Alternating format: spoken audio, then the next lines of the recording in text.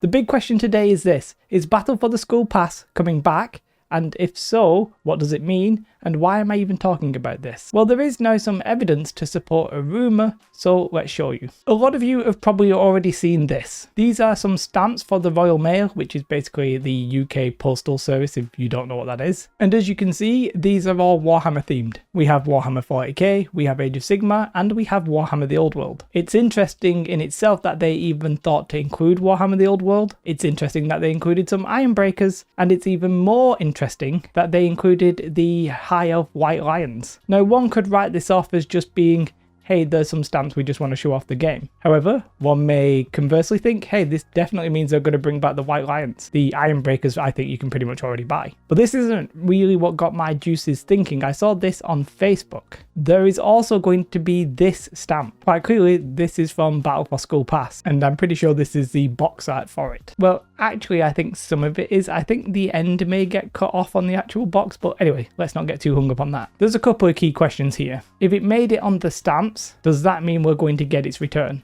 I think the answer for the White Lions is, of course. I don't see why else you would bother putting them on. The answer for the Battle for Skull Pass, well, that is a definite maybe. Now, I don't know if you remember, there was some rumours that we would actually get the return of some of the two-player starter boxes, that we would get the return of Battle for Skull Pass, and the Island of Blood may also return. Now, what the worry is here is that it could be that actually people who saw the stamps early then rumoured themselves into believing that we would get the Battle for Skull Pass.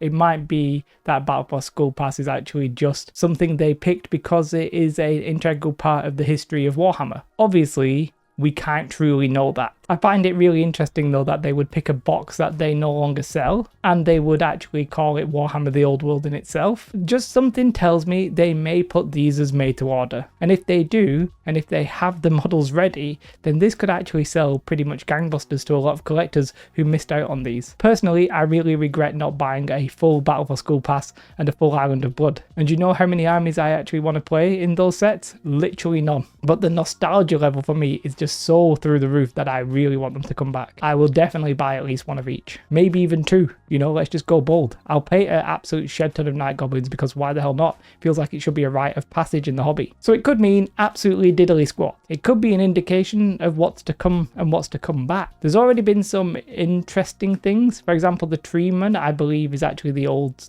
Tree Man from, I don't know exactly what edition it was from, maybe originally, instead of the new plastic one. Why have they done that? Is the old one coming back? The old one's metal. Does that make any sense? I think people will probably just actually buy the new one, but you know, if you like the metal one, you've got it. Maybe we are going to see a lot more of the old models return than we even anticipated.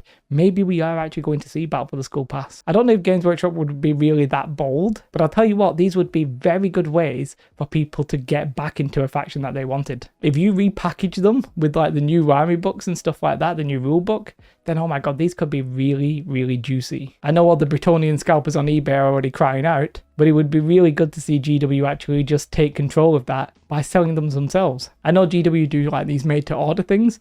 They could very easily do that for both of these sets. Why not? Just do it. It'd be beautiful. So on one hand, we really have to question whether or not stamps actually have any kind of meaning going forward, or are they just talking about history of wargaming and Warhammer? But on the other hand, I really, really want them to come back. So please, GW, let's get it done. Now, there's one little thing I'm not really going to talk about here is like, where's Kislev? I'm not going to make a whole video of it. I know some other people have already done that at this point.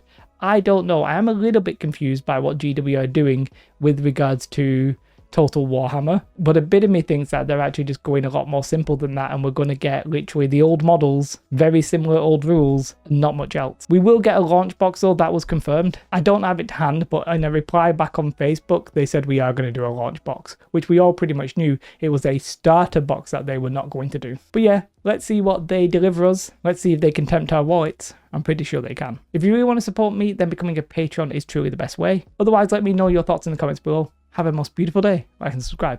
Goodbye.